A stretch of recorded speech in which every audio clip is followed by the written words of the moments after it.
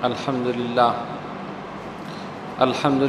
رب العالمین والصلاة والسلام علی من کان نبیا وآدم بین الماء والطین وعلی آلہ واصحابہ اجمعین اما بعد فاعوذ باللہ من الشیطان الرجیم بسم اللہ الرحمن الرحیم ان اللہ وملائکتہ یصلون علی النبی یا ایہا الذین آمنوا صلوا علیہ وسلموا تسلیما اللہم صلی علی سیدنا مولانا محمد وعلی آل سیدنا مولانا محمد صلاۃ دائمۃ بدوام الملک الحی القیوم۔ آج کی ہماری اس نشست کا عنوان ہے زیارت قبور کی شرعی حیثیت۔ ہم اہل سنت والجماعت بزرگان دین اولیاء کاملین کے مزارات پر جاتے ہیں، حاضری دیتے ہیں، ایصال ثواب کرتے ہیں اور ان کے وسیلے سے دعا کرتے ہیں۔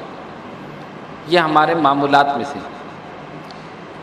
اور یہ کوئی نئی چیز نہیں، سلف صالحین سے، بزرگان دین سے، بلکہ نبی کریم علیہ الصلوۃ والسلام سے ثابت ہے۔ لیکن آج کے اس پرفتن دور میں بہت سے لوگ شکوک و شبہات، اعتراضات، تنقید اور اس قسم کی باتیں کر کے بھولے بھالے سنی مسلمانوں کو گمراہ کرنے کی کوشش کرتے ہیں۔ اعتراض کیا ہے کہ نبی کریم علیہ الصلوۃ والسلام نے قبروں کی زیارت سے منع کیا، ایک اعتراض یہ ہے۔ دوسرا یہ کہتے ہیں کہ حضور علیہ الصلوۃ والسلام کے زمانے میں قبریں تھیں نہیں۔ اور تیسری بات یہ کہتے ہیں کہ جو قبریں اونچی تھیں سرکار نے حکم دیا حضرت علی کرم اللہ تعالی وجہ الکریم کو کہ ان کو ڈھا دیا جائے۔ چنانچہ حضرت علی شیر خدا رضی اللہ تعالیٰ عنہ نے نبی کریم علیہ الصلوۃ والسلام کے حکم سے جو قبریں اونچی تھی ان کو ڈھا دیا، توڑ دیا، زمین کے برابر کر دیا۔ ان کا ایک اعتراض یہ بھی ہے کہ جو قبروں پر جائے وہ گناہ گار ہے، یعنی قبروں پہ جانا اتنا بڑا گناہ ہے کہ جس کی معافی نہیں۔ پھر اس کو شرک اور بدعت اور دیگر چیزوں سے تعبیر کرتے ہیں کہ یہ غلط ہے، جو اس طرح کرے گا وہ مشرک ہے، مشرک پر اللہ کی لعنت ہے۔ اس قسم کے سوالات، اعتراضات وہ کرتے ہیں۔ ہمارے بھولے بالے سنی مسلمان جب یہ سنتے ہیں کہ نبی کریم علیہ الصلوۃ والسلام نے منع کیا قبروں پہ جانے کا، زیارت کرنے کا، تو ظاہر دل میں ایک شک، شبہ پیدا ہوتا۔ اس لیے ہمیں چاہیے کہ ہم ان چیزوں کی معلومات رکھیں تاکہ اگر کوئی اعتراض کرے تو ہم اس کو جواب دے سکیں۔ ہم جو کچھ کر رہے ہیں الحمدللہ ایسا نہیں، قرآن اور سنت کے مطابق۔ اور ایک بات یاد رکھیے کہ کسی چیز کے جائز یا ناجائز ہونے کا دار و مدار لوگوں کی تہذیب اور تمدن پر نہیں، لوگوں کی معاشرت، ان کی عادات، ان کی اطوار پر نہیں ہے کہ لوگ کیا کر رہے ہیں۔ کسی بھی چیز کے جائز یا ناجائز ہونے کا دار و مدار قرآن اور سنت پر ہے۔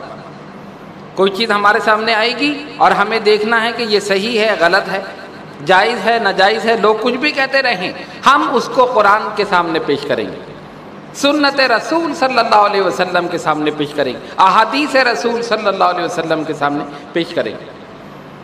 اگر قرآن و سنت کے خلاف ہے، منع ہے، تو چھوڑ دیجیے، اور اگر اس کے مطابق ہے تو کرتے رہیں۔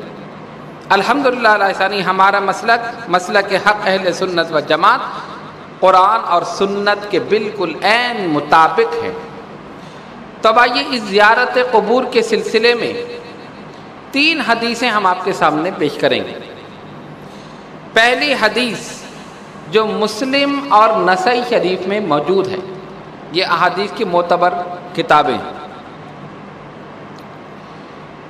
نبی کریم علیہ الصلوۃ والسلام نے فرمایا نہیتکم عن زیارت القبور فزوروہا، میں تم کو قبروں کی زیارت سے منع کرتا تھا اور اب قبروں کی زیارت کرو۔ اسی کا جواب مل گیا نا، وہ کہتے سرکار نے منع کیا تھا، ہم کہتے ٹھیک ہے منع کیا تھا تو اجازت دے دی۔ نہیتکم عن زیارت القبور فزوروہا، میں تمہیں قبروں کی زیارت سے منع کرتا تھا، روکتا تھا، فزوروہا، اب زیارت کرو۔ اسی حدیث میں منع اور اسی میں حکم مل گیا۔ اب پہلے کا حکم منسوخ ہو گیا۔ اسلام جو ہے بتدریج پھیلا ہے، ایک دم نہیں ہے کہ ساری چیزیں ایک دم نافذ کر دی۔ ابتدائی اسلام میں شراب جائز تھی، مسلمان شراب پیتے تھے، لیکن بتدریج احکامات نازل ہوتے رہے، حرام قرار دے دیا گیا، اور جس دن حرام قرار دیا صحابہ نے اسی دن وہ شراب کے مٹکے اور وہ برتن جس میں وہ بھری ہوئی تھی جیسے ہی حکم نازل ہوا فوراً توڑ دیا، اٹھا کر پھینک دیا، ایسا عمل کیا۔ تو بتدریج احکامات نازل ہوتے رہے۔ تو اگر وہ یہ کہتے ہیں سرکار نے منع کیا تھا تو ہم یہ کہتے ہیں اس حدیث میں اجازت دے دی، مسلم اور نسائی شریف میں موجود، نہیتکم عن زیارت القبور فزوروہا۔ اب اس حدیث شریف سے دو باتیں ظاہر ہوئی۔ پہلی چیز، سرکار دو عالم علیہ الصلوۃ والسلام نے حکم دیا، پتہ یہ چلا کہ قبروں کی مزارات کی زیارت کرنا یہ حضور علیہ الصلوۃ والسلام کا حکم، ایک چیز ثابت ہوئی۔ دوسری چیز وہ یہ کہتے ہیں کہ قبریں تھی نہیں، تو اگر قبریں نہیں تھیں تو زیارت کس کی؟ اسی سے ثابت ہوا کہ قبریں موجود تھی، مزارات موجود تھے، تبھی تو زیارت کا حکم دیا گیا۔ اگر ان کو ڈھا دیا جاتا، زمین کے برابر کر دیا جاتا، اب آپ بتائیں کسی قبر کو بالکل زمین کے برابر کر دیا جائے تو اس کی زیارت ہوگی؟ نہیں ہو سکتی، وہ تو زمین کے برابر ایک مٹی کا ڈھیر ہے، یا بالکل برابر کر دیا تو ختم ہو گئی، مٹ گئی۔ سرکار دو عالم علیہ الصلوۃ والسلام کا یہ فرمانا فزوروہا، اب ان کی زیارت کرو، اس بات کا ثبوت ہے کہ عہد رسالت میں قبریں موجود تھیں، عہد رسالت میں قبریں موجود تھیں، تبھی تو زیارت کا حکم دیا، اگر نہ ہوتی تو زیارت کیسے؟ تیسرا اعتراض جو تھا کہ حضور علیہ الصلوۃ والسلام نے حکم دیا حضرت علی شیر خدا رضی اللہ تعالیٰ عنہ کو کہ جو قبریں اونچی ہیں انہیں برابر کر دو۔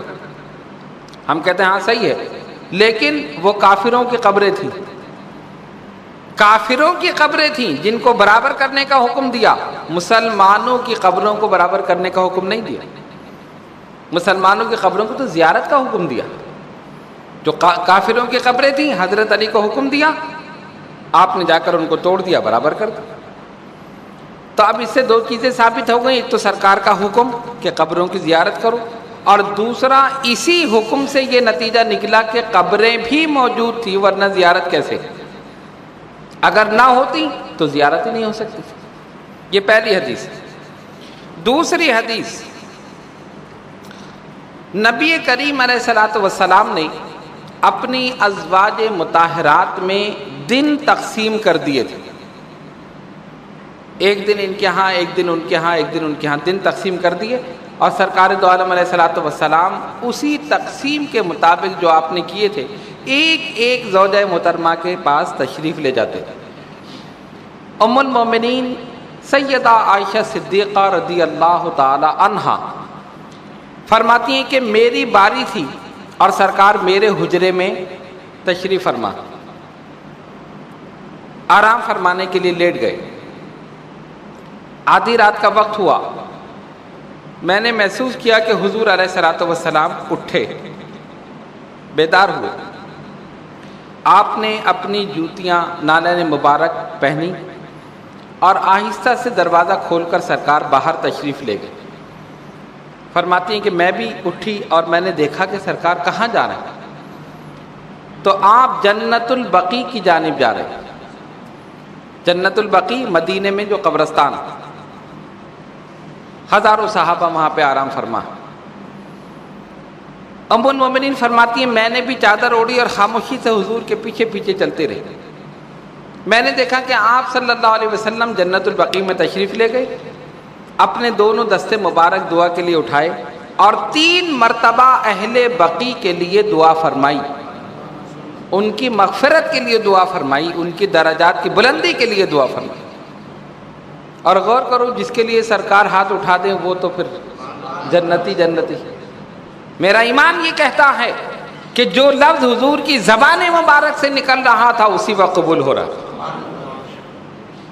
اب اپنے حجرے سے نکل کر جنت البقیع جانا اور ان کے لیے دعا کرنا، دعا تو حجرے میں سے بھی ہو سکتی، سرکار تو جہاں سے دعا فرما دے، اور دعا کے لیے کوئی قید نہیں، کوئی دن، کوئی وقت، کوئی مقام، کوئی قید نہیں۔ اجیب دعوت الداعی اذا دعان، قرآن کہتا ہے، اللہ فرماتا ہے جہاں سے دعا کرو، جب بھی دعا کرو میں سن رہا ہوں، مجھے پکارو میں سن رہا ہوں۔ وہ سنتا ہے یا نہیں؟ ہر جگہ سے سنتا، یہ نہیں کہ بیت اللہ میں جا کر دعا کرو تبھی سنے گا، تم یہاں بیٹھ کے کرو یہاں بھی سنے گا۔ کوئی وقت نہیں، کوئی قید نہیں۔ جب ہمارے لیے نہیں تو پھر سرکار کا مقام تو بہت بلند ہے۔ اگر نبی پاک علیہ الصلوۃ والسلام اسی حجرہ مبارک میں بیٹھ کر اپنے دستے مبارک اٹھا دیتے، دعا قبول ہو جاتی۔ اپنے حجرے مبارک سے نکل کر چلنا، جنت البقیع جانا، پھر وہاں پر دعا کرنا اور 3 مرتبہ دعا کرنا اہل بقیع کے لیے۔ ام المومنین سیدہ عائشہ صدیقہ رضی اللہ تعالی عنہا فرماتی ہیں کہ جب سرکار نے واپس پلٹنے کا ارادہ کیا تو میں آپ سے پہلے تیزی میں واپس پلٹی، کہ میں خاموشی سے آئی تھی کہ حضور دیکھ نہ لیں۔ اب میں نے کہا یہ واپس پلٹے مجھے دیکھ لیں گے، میں ان سے پہلے تیز چلتی ہوئی حجرے میں پہنچ گئی اور جلدی سے لیٹ گئی۔ اب نبی پاک علیہ الصلوۃ والسلام آہستہ آہستہ تشریف لائے، جب حجرے میں آئے فرمایا عائشہ آپ کی سانس کیوں پھولی ہوئی؟ کہ نہیں یا رسول اللہ کچھ نہیں۔ فرمایا نہیں، مجھے بتا دیجئے ورنہ تمام باریکیوں کا جاننے والا رب مجھے بتا دے گا، تمام باریکیوں کا جاننے والا رب مجھے بتا دے گا۔ فرماتی پھر میں نے سارا ماجرا بیان فرما دیا، ظاہر ہے ان سے کیا پوشیدہ ہے، اور میں چھپاؤں تو رب بتا دے، ساری بات بتا دی۔ تب نبی پاک علیہ الصلوۃ والسلام نے فرمایا عائشہ جبریل میرے پاس آئے رب کا حکم لے کر کہ اے محمد صلی اللہ علیہ وسلم، رب فرماتا ہے آپ جنت البقیع جائیے، اہل بقیع کے لیے دعا فرمائیے، ان کے لیے استغفار کیجیے، دعا کیجیے، دعائے مغفرت کیجیے۔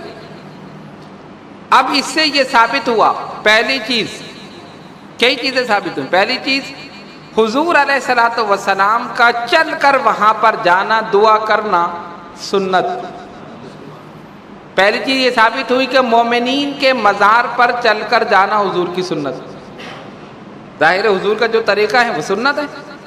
تو سرکار کہاں تشریف لے گئے؟ مومنین کے مزار پر، اپنے غلاموں کے مزار پر، اپنے امتیوں کے مزار پہ۔ تو مومنین کے مزار پر جا کر کھڑے ہو کر دعا کرنا یہ سرکار کی سنت ہے، اور اگر کوئی اس سے روکے تو وہ تارک سنت ہے، جو روکے وہ تارک سنت ہے۔ بھائی حضور تشریف لے گئے، آپ نے دعا فرمائی، سنت ہوئی یا نہیں ہوئی؟ اب اگر کوئی یہ عمل کرتا ہے وہ حضور کے طریقے پر عمل کر رہا ہے، سنت پر عمل کر رہا ہے، اور جو روک رہا ہے وہ تارک سنت ہے، نہ خود عمل کر رہا ہے نہ دوسرے کو عمل کرنے دے رہا ہے۔ بات سمجھ رہے ہیں آپ؟ پہلی چیز یہ ثابت ہوئی، یاد رکھیے خوب اچھی طرح اپنے ذہن میں کہ مومنین کے مزار پر، قبور پر جا کر کھڑے ہو کر دعا کرنا یہ ہمارے آقا و مولا صلی اللہ علیہ وسلم کی سنت ہے۔ دوسری چیز سرکار نے کیا فرمایا؟ جبریل نے مجھے خبر دی کہ اللہ رب العالمین فرماتا ہے محبوب صلی اللہ علیہ وسلم آپ جائیے، تشریف لے جائیے، اور اللہ کے حکم سے حضور علیہ الصلوۃ والسلام تشریف لے گئے۔ تو پتہ چلا کہ مومنین کے قبور پر، مزارات پر جانا یہ اللہ رب العالمین کا حکم بھی ہے، اللہ کا حکم بھی ہے، سرکار کی سنت بھی ہے۔ اب جو اس سے روکے وہ اللہ کے حکم سے روک رہا ہے یا نہیں؟ اللہ تو حکم دے رہا ہے محبوب آپ جائیے، اور یہ کہتے ہیں نہیں جاؤ، شرک ہے، بدعت ہے، حرام ہے، اور سرکار تشریف لے جا رہے ہیں، دعا بھی فرما رہے ہیں۔ تو پتہ چلا مومنین کی قبور پر جانا اللہ تبارک و تعالیٰ کا حکم بھی ہے اور نبی پاک علیہ الصلوۃ والسلام کی سنت بھی۔ تیسری چیز یہ معلوم ہوئی، سرکار نے ایک جملہ فرمایا، اے عائشہ آپ مجھے بتا دیجئے ورنہ تمام باریکیوں کا جاننے والا رب مجھے بتا دے گا۔ پتہ چلا کہ حضور علیہ الصلوۃ والسلام کو علم غیب تھا اور اللہ کے بتانے سے سرکار سب کچھ جانتے ہیں۔ یہی تو ہمارا عقیدہ ہے۔ ذرا سی سمجھ کا پھیر ہے، یہ کہتے ہیں انہوں نے خدا سے ملا دیا، علم غیب صرف اللہ کو ہے اور کسی کو نہیں ہے، نہ کسی ولی کو نہ کسی نبی کو، معاذ اللہ کسی کو نہیں ہے، صرف اللہ تعالیٰ عالم الغیب والشہادہ۔ ہم کہتے بے شک اللہ تبارک و تعالیٰ عالم الغیب والشہادہ ہے، جو ہو چکا ہے جانتا ہے، جو ہو رہا ہے جانتا ہے، جو آئندہ ہونے والا ہے جانتا ہے، جو اس کی شان ہے۔ لیکن اللہ کے بتانے سے نبی بھی جانتا ہے، اللہ کے بتانے سے ولی بھی جانتا ہے۔ یہ ہمارا عقیدہ ہے۔ ہم یہ کب کہہ رہے ہیں کہ نبی خود جانتا ہے؟ سرکار نے خود فرمایا تمام باریکیوں کا جاننے والا رب مجھے بتا دے گا۔ یہ نہیں کہا میں بتا دوں گا، نہیں، رب مجھے بتا دے گا۔ یہی ہمارا عقیدہ کہ سرکار کا علم جو ہے وہ اللہ کا عطا کردہ ہے، اور اللہ تعالیٰ کا علم کسی کا عطا کردہ نہیں، اس کا اپنا ذاتی علم ہے۔ سمجھ رہے نا بات؟ کوئی اس کو نہ بتائے وہ جانتا ہے، کوئی اس کو نہ بتائے وہ جانتا ہے، لیکن نبی رب کے بتانے سے جانتا ہے اور رب خود بخود جانتا ہے۔ تو اس حدیث شریف سے یہ چیزیں ثابت ہو گئیں۔ یہ دو حدیثیں ہم نے آپ کے سامنے پیش کی۔ اب تیسری حدیث زیارت قبور کے سلسلے میں، اور یہ بڑی پیاری حدیث ہے، اور اس کو آپ سنیں تو آپ کا ایمان تازہ ہو جائے۔ حضرت محمد بن نعمان رضی اللہ تعالی عنہ اس حدیث شریف کو مرفوعاً روایت کرتے ہیں کہ نبی پاک علیہ الصلوۃ والسلام نے فرمایا، من زار قبر ابویہ، جس نے اپنے والدین کی قبروں کی زیارت کی یا ان دونوں میں سے کسی ایک کی قبر کی زیارت کی، اور او احداہما کل جمعۃ غفر لہ، جمعے کے دن اپنے والدین کی زیارت کی، والدین کی قبروں کی زیارت کی، یا ان دونوں میں سے کسی ایک کی، جمعے کے دن غفر لہ، اس کی مغفرت کر دی۔ اور یہی نہیں بلکہ کتب لہ برًا، اللہ کے نزدیک وہ نیک لکھا گیا، نیک لکھا گیا۔ اب بتائیے ہمارا کیا کام ہے؟ کتنا آسان کام ہے۔ جمعے کا دن ہو، والدین کی قبروں کی زیارت کر لو، گھر سے چلے جا کر زیارت کر لی، فاتحہ پڑھ لی، ثواب پہنچا دیا۔ سرکار فرماتے ہیں اس کی مغفرت ہو گئی، اللہ کے نزدیک نیک لکھا گیا۔ یہ بھی نہیں کہا کہ والدین اس کے کوئی ولی ہوں تب نیک لکھا جائے گا، یہ بھی نہیں ہے، حدیث میں یہ لفظ نہیں ہے کہ ہاں اگر اس کے والدین کسی اونچے درجے پر ہوں تب جا کے وہ زیارت کرے، جب وہ نیک لکھا جائے گا تب اس کی مغفرت ہوگی، نہیں۔ اس کے والدین کسی اونچے مقام پر ہوں تب نیک لکھا جائے گا، نہیں۔ بس اس نے اپنے والدین کی دونوں کی یا ان دونوں میں سے کسی ایک کی قبر کی زیارت کی جمعے کے دن، کل جمعۃ یعنی ہر جمعے، غفر لہ، مغفرت کر دی گئی، کتب لہ برًا، اللہ کے نزدیک نیک لکھا گیا۔ غور کرنے کا مقام ہے کہ جو صرف اپنے والدین کی زیارت کرے، ان کی قبروں کی زیارت کرے، جو اپنے والدین کے قبروں کی زیارت کرے جمعے کے دن، وہ نیک لکھا جائے، تو جو سرکار کے روضہ انور کی زیارت کر لے اس کا کیا مقام؟ اس کی کیوں نہ مغفرت ہو جائے اور کیوں نہ وہ اللہ کے نزدیک نیک لکھا جائے۔ یہ تو عام مسلمان کے لیے نا، مسلمان مومن، کوئی ولی نہیں، کسی درجے پر نہیں، عام مومن مسلمان ہے، نیک متقی پرہیزگار۔ جب اس کی قبر کی زیارت کی یہ کیفیت ہے اور یہ فضیلت ہے کہ انسان اگر ہر جمعے اپنے والدین کی قبروں کی زیارت کر لے تو اس کی مغفرت بھی ہو جائے، اللہ کے نزدیک نیک بھی لکھا جائے، تو پھر یہ سوچو کہ اگر کسی ولی کے مزار کی زیارت کرے تب کیا مقام ہے، نبی کے مزار کی زیارت کرے تب کیا مقام ہے، اور سید الانبیاء کے روضے کی زیارت کرے تب کیا مقام ہے۔ جیسے جیسے درجے بڑھتے گئے مقام بدلتا گیا۔ اب آپ نے سمجھ لیا نا، یہ 3 حدیثیں ہم نے آپ کے سامنے پیش کی، اور یہ جو تیسری حدیث ہے یہ مشکات شریف میں موجود ہے۔ ان 3 حدیثوں سے یہ ثابت ہوا کہ اللہ کے نیک برگزیدہ بندوں کی قبور کی زیارت کرنا یہ حضور علیہ الصلوۃ والسلام کی سنت ہے، اللہ تبارک و تعالیٰ کا حکم ہے۔ اب اسی سے آپ اندازہ کر لیں کہ آج جو لوگ اولیاء اللہ کے مزارات کی زیارت سے روک رہے ہیں، شرک اور بدعت کے فتوے لگا رہے ہیں، ناجائز اور حرام کہہ رہے ہیں، وہ خود تارک سنت ہیں اور خود اللہ تبارک و تعالیٰ کے احکامات کی خلاف ورزی کر رہے ہیں۔ اللہ تو حکم دے رہے جاؤ، یہ تو عام مسلمان کے لیے۔ نبی پاک علیہ الصلوۃ والسلام نے خود اپنے روضے کی زیارت کا حکم دیا، من زار قبری وجبت لہ شفاعتی، جس نے میرے روضے کی زیارت کی میری شفاعت واجب ہو۔ ہم نے صرف اتنا کام کیا کہ جا کر زیارت کر لی، حضور نے اتنی بڑی خوشخبری دے دی کہ آؤ میں تمہاری شفاعت کر دوں۔ واجب کا مطلب لازمی ہے، ضروری ہے۔ جس نے ایک مرتبہ زیارت کی ہے مجھ پر لازم ہو گیا کہ میں اس کی شفاعت ضرور کروں۔ ایک دوسری حدیث شریف میں فرمایا، من حج لم یزرنی فقد جفانی، جس نے حج کیا اور میری زیارت نہیں کی اس نے مجھ پر ظلم کیا، مجھ پر ظلم کیا۔ اور آج یہ بدبخت یہ کہہ رہے ہیں کہ جب حج پہ جاؤ تو دل میں یہ ارادہ کرو کہ مسجد نبوی کی زیارت کے لیے جا رہے ہیں، یہ ارادہ نہ کرو کہ حضور کی زیارت کے لیے جا رہے ہیں۔ استغفر اللہ، کیسی عجیب بات ہے۔ ان کے دل محبت رسول، عشق رسول سے خالی ہے، کیسی عجیب بات ہے۔ ذرا سا اگر آپ غور کریں، ایک کامن سینس کی بات ہے، کیا کہتے ہیں؟ نہیں، ارادہ یہ رکھو کہ مسجد نبوی کی زیارت، اور اگر یہ ارادہ رکھا تم نے کہ تم حضور کی زیارت کے لیے جا رہے ہو تو شرک ہو جائے گا، بدعت ہو جائے گا، حرام ہو جائے گا۔ ہم نے کہا ذرا الفاظ پہ غور کرو، کیا کہا؟ مسجد نبوی کی زیارت، مسجد نبوی یعنی نبی کی مسجد کی زیارت۔ تو مسجد ہے کس کی وجہ سے؟ مسجد ہے کس کی وجہ سے؟ خود کہہ رہے ہیں مسجد نبوی کی زیارت کا قصد کرو، ارادہ کرو۔ مسجد نبوی کے مطلب نبی کی مسجد صلی اللہ علیہ وسلم۔ تو جن کی وجہ سے مسجد ہے ان کی زیارت سے منع کر رہے ہیں اور مسجد کی زیارت کا حکم دے رہے ہیں۔ کیسے کم عقل بے وقوف لوگ ہیں۔ عاشقوں کا تو ایمان ہی یہی ہے کہ اگر حج کیا اور وہاں حاضری نہیں دی حج ہی قبول نہیں۔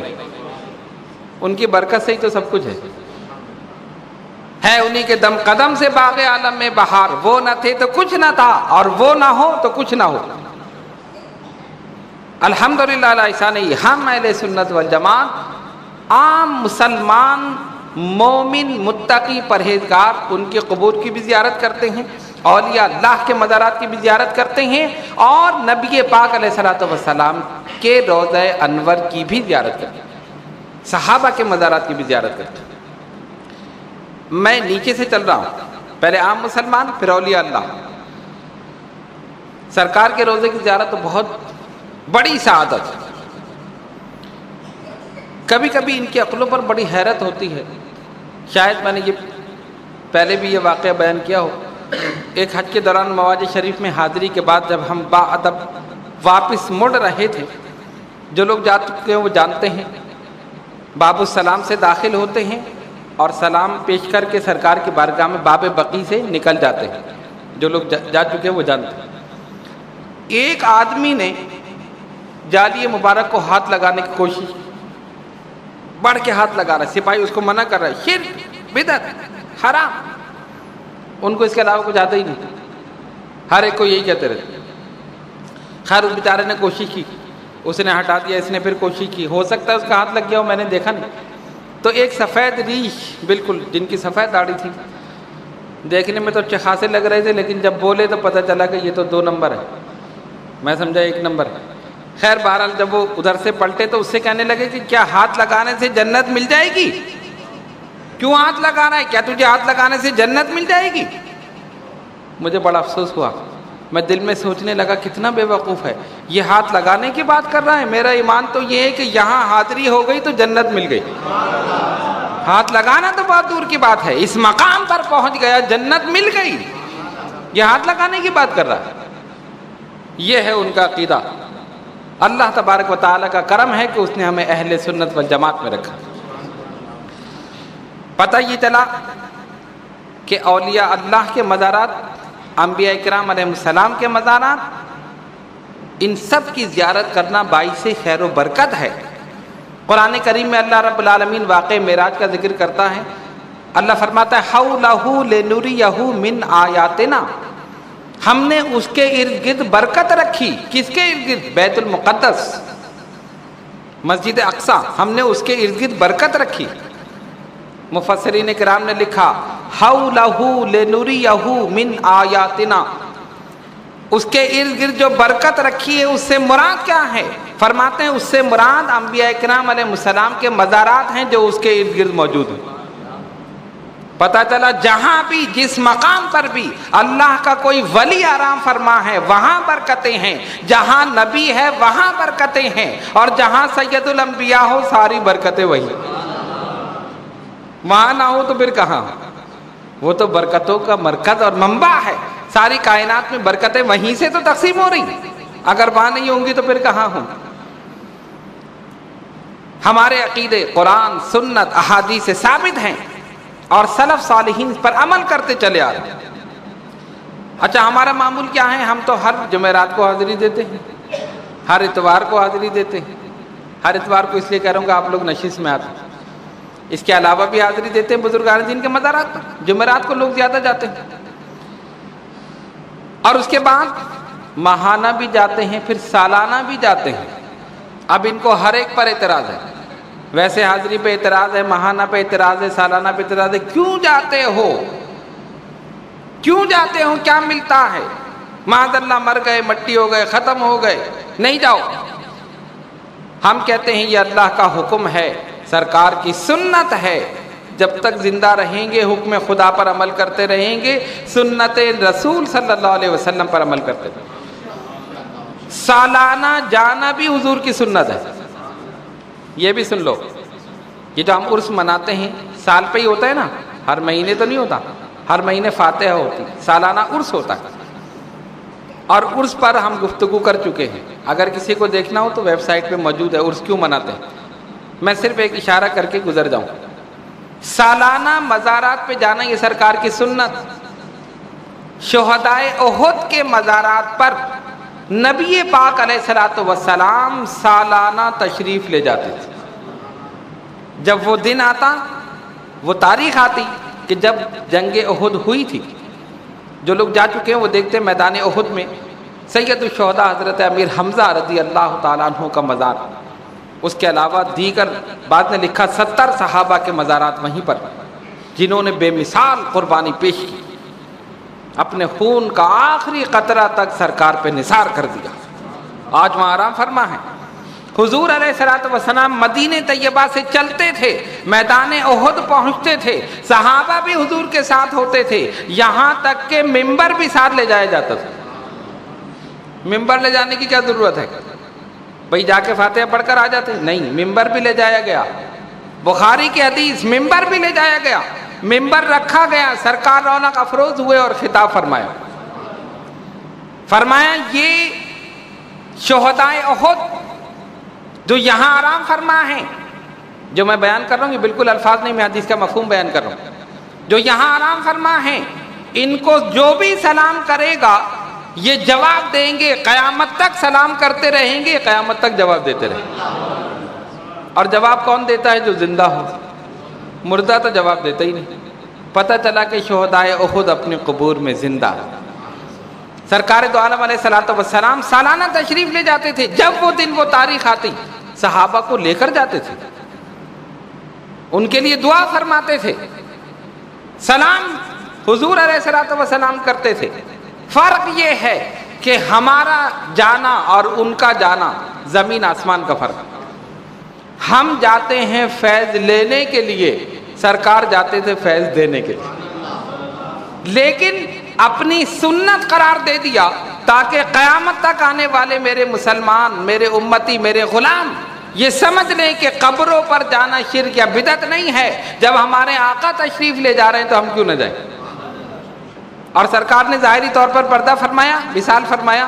سیدنا ابو بکر صدیق رضی اللہ تعالیٰ عنہ نے اس معمول کو جاری رکھا، وہ جاتے رہے، ان کا وصال ہوا، فاروق اعظم رضی اللہ تعالیٰ عنہ جاتے رہے، ان کی شہادت ہوئی، عثمان غنی جاتے رہے، چاروں صحابہ خلفائے راشدین نے اس کو جاری رکھا، یہاں تک کہ اہل بیت اطہار نے بھی اس کو جاری رکھا۔ پتہ چلا کہ سالانہ حاضری بھی حضور کی سنت ہے، سالانہ حاضری بھی سنت ہے۔ فرق یہ ہم لینے کے لیے جاتے ہیں، وہ دینے کے لیے جاتے ہیں۔ ان کو ضرورت نہیں تھی لیکن انہوں نے اپنے عمل سے اس چیز کو سنت قرار دے دیا۔ جب میں کر لوں گا تو پھر کوئی ناجائز حرام نہیں کہے گا، اور اس کے بعد بھی اگر کوئی کہے تو بے وقوف ہے۔ اس کا مطلب ہے یا تو وہ لا علم ہے، اس کو پتہ ہی نہیں کہ سرکار کا عمل یہ تھا، اور اگر علم ہونے کے باوجود ایسا کر رہا ہے تو پھر وہ بدبخت ہے کہ سرکار کے عمل کو معاذ اللہ ثم معاذ اللہ حرام یا شرک یا بدعت کہہ رہا ہے۔ اب آپ نے سمجھ لیا۔ اسی لیے اچھا یہ کیا کہتے ہیں؟ ہر نیا کام بدعت ہے، یہی کہتے ہیں نا، ہر نیا کام بدعت ہے۔ اکل بدعت ضلالہ، ہر بدعت گمراہی ہے۔ جو حضور نے نہیں کیا وہ نہ کرو، جو حضور کے زمانے میں نہیں تھا وہ نہیں کرو، جو نیا کام ہے وہ بدعت ہے۔ تو ہم کہتے ہیں اچھا صرف ایک بات لے لو، تم کہتے ہو ہر نیا کام بدعت ہے، تو ذرا تاریخ اٹھا کر دیکھ لو، احادیث اٹھا کر دیکھ لو کہ قبروں پر جانا نیا کام ہے یا منع کرنا نیا کام؟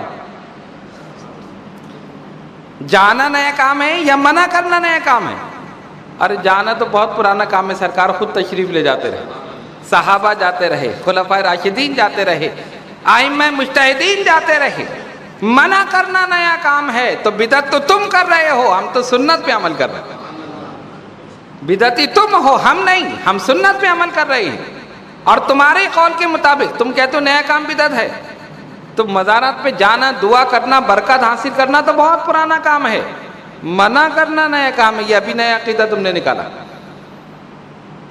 حضرت امام شافعی رضی اللہ تعالیٰ عنہ، فقہ کے امام، ان کے مقلد، ان کے ماننے والے دنیا میں موجود ہیں، کثیر تعداد میں۔ وہ فرماتے ہیں مجھے کسی مسئلے میں پریشانی ہوتی ہے، دقت ہوتی ہے، میں حضرت امام اعظم ابو حنیفہ رضی اللہ تعالیٰ عنہ کے مزار پہ آتا ہوں، 2 رکعت نفل پڑھتا ہوں، ان کے وسیلے سے دعا کرتا ہوں، میرا مسئلہ حل ہو جاتا ہے۔ ان کو نہیں معلوم تھا کہ بدعت ہے، وہ نہیں جانتے تھے کہ شرک ہے، یہ ان سے زیادہ جاننے والے ہیں بے وقوف، ان کو زیادہ پتہ ہے کہ شرک۔ بدبخت ہیں وہ لوگ جو اس قسم کی باتیں کر رہے ہیں۔ پتہ چلا کہ سلف صالحین سے ہی یہ سلسلہ چلا آ رہا، بزرگان دین کے مزارات پہ جانا، ہاتھ اٹھا کر دعا کرنا، ان کے وسیلے سے دعا کرنا، فیض اور برکت حاصل کرنا، یہ سلف صالحین سے چلا، یہ بدعت نہیں ہے۔ منع کرنا نیا کام ہے، یہ بدعت ہے۔ کسی نے منع نہیں کیا، تمام صحابہ جاتے رہے، سرکار دو عالم علیہ الصلوۃ والسلام کے روضہ انور پر جاتے رہے، اور کیا کیا فیوز و برکات، حسنات، نعمتیں، روحانی نعمتیں وہاں سے حاصل کرتے رہے۔ مجدد سلسلہ اشرفیہ اعلیٰ حضرت سید شاہ علی حسین اشرفی الجیلانی، ہم شبیہ غوث الاعظم، روضہ رسول پر حاضر ہوتے ہیں صلی اللہ علیہ وسلم، مواد شریف میں حاضری دیتے ہیں۔ آپ پر ایک کیفیت طاری ہو گئی، عرض کیا یا رسول اللہ صلی اللہ علیہ وسلم، میں چاہتا ہوں آپ کی نالان پاک میرے سر پہ، نالان پاک میرے سر پہ ہو۔ ایک کیفیت طاری ہو گئی، اس کیفیت میں گم ہو گئے۔ جب وہ کیفیت دور ہوئی اور اسی کیفیت میں دیکھا کہ سرکار دو عالم علیہ الصلوۃ والسلام تشریف لائے اور ایک ٹوپی ان کو اڑا دی، یہ تحفہ ہماری بارگاہ سے۔ جب آنکھ کھلی تو دیکھا کہ واقعی سر پہ ٹوپی ہے، اور اس ٹوپی پر نالین پاک کا نقشہ بنا ہوا، سرکار نے عطا فرما دیا۔ آنکھ والا تیری جوبن کا تماشا دیکھے، دیدہ کور کو کیا ہے نظر کیا دیکھے۔ یہ تو عقل کے اندھے انہیں کیا نظر آئی، یہ تو کہتے کچھ نہیں ملتا، جن کو ملتا ہے وہ کہیں گے ملتا ہے۔ اب ایک محفل میں 10 آدمی بیٹھے ہیں، ایک کو نہ ملے باقی سب کو مل جائے، تو جس کو نہیں ملا وہ یہی کہے گا نہیں ملتا، وہ یہی کہے گا نا۔ یا کوئی اندھا ہو نابینا، اور وہ نابینا شخص کہے سورج نہیں ہے، تو بات مان لو گے؟ ہزاروں لاکھوں آدمی دیکھ رہے ہیں سورج نکل رہا، اور سورج کسی سے چھپ سکتا ہے؟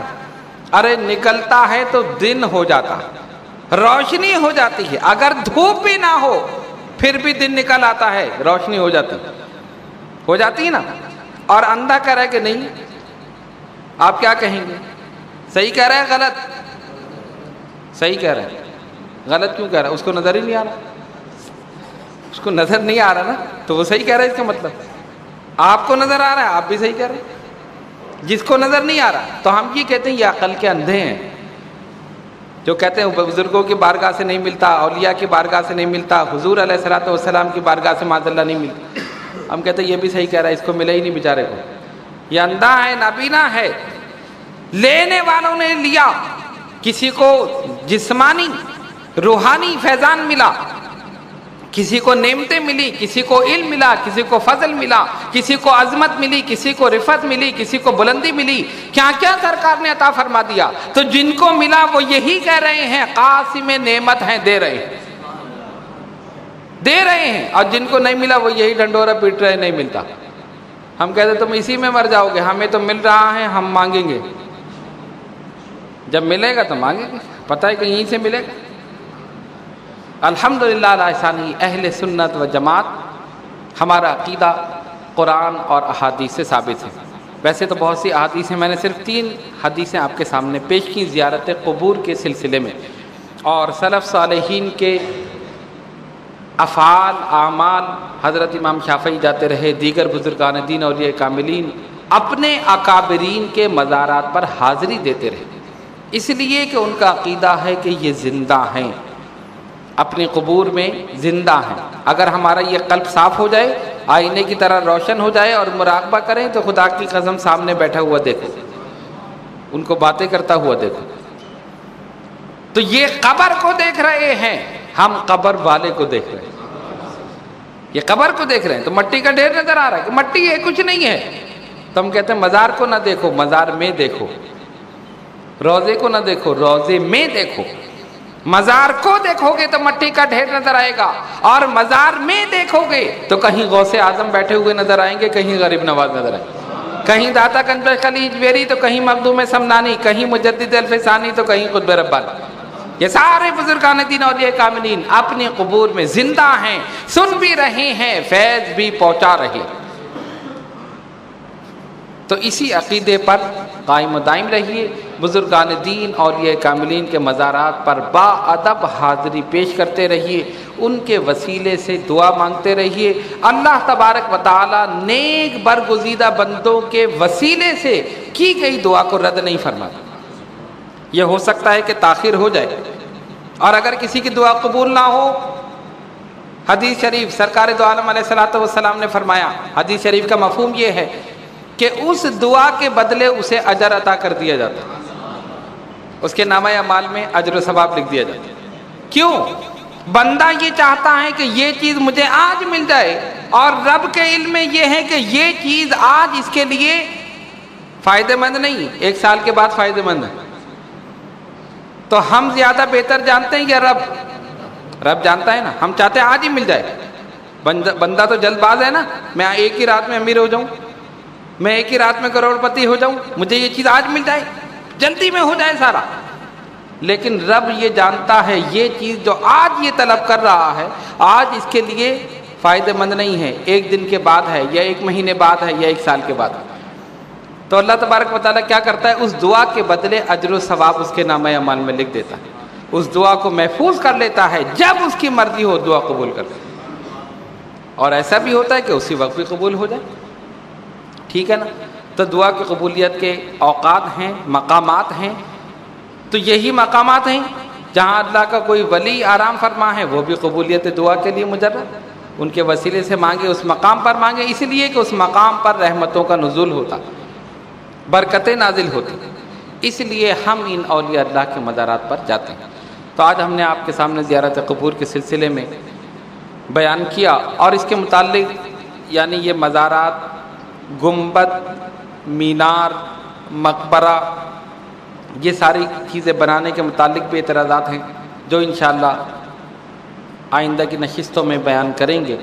اپنے مسلک پر مضبوطی کے ساتھ قائم و دائم رہیے اور جو کچھ اعمال ہم کر رہے ہیں اس کے متعلق معلومات حاصل کیجیے۔ الحمدللہ ہم اہل سنت و جماعت کوئی ایک عمل ایسا نہیں کرتے جو قرآن و سنت کے خلاف۔ یہ جتنے عقائد ہیں سب قرآن، سنت، احادیث، آثار صحابہ اور ائمہ مجتہدین ان سب سے ثابت ہے۔ یہ تمام اس پر عمل کرتے رہے۔ اللہ تبارک و تعالی ہم سب کو ان پر عمل کرنے کی توفیق عطا فرمائے۔ آئیے دعا کریں اللہ رب العالمین جو کچھ بیان کیا اس کو اپنی بارگاہ میں منظور و مقبول فرما۔ اے الہ العالمین اس میں کسی قسم کی غلطی ہو تو نبی کریم صلی اللہ علیہ وسلم کے صدقہ و طفیل اسے معاف فرما۔ یا اللہ جو بیمار ہیں انہیں شفاء کامل عطا فرما، جو کسی پریشانی میں مبتلا ہیں ان کی پریشانیوں کو دور فرما، جو قرض دار ہیں انہیں بار قرضے سے دوشی فرما، جو بے اولاد ہیں انہیں نیک اولاد عطا فرما، جو صاحب اولاد ہیں ان کی اولاد کو ان کا فرما بردار بنا۔ اے الہ العالمین یہ تمام حضرات اور خواتین جو دور دراز مقامات سے اس نشست میں شرکت کرنے کے لیے حاضر ہوئے، مولا ان سب کی حاضری کو قبول فرما، ان سب پر اپنی رحمتیں برکتیں نازل فرما، ان سب کے علم میں، عمل میں، عمر میں برکت عطا فرما، ان سب کے روزگار میں ترقی عطا فرما، ان سب کی ظاہری باطنی روحانی جسمانی بیماریوں کو پریشانیوں کو ہمیشہ ہمیشہ کے لیے دور فرما۔ ان اللہ و ملائکتہ یصلون علی النبی یا ایھا الذین آمنوا صلوا علیہ وسلموا تسلیما۔ اللہم صل علی سیدنا مولانا محمد وعلی آل سیدنا مولانا محمد صلاۃ دائمۃ بدوام الملک الحی القیوم۔ سبحان ربک رب العزۃ عما یصفون وسلام علی المرسلین والحمد للہ رب العالمین۔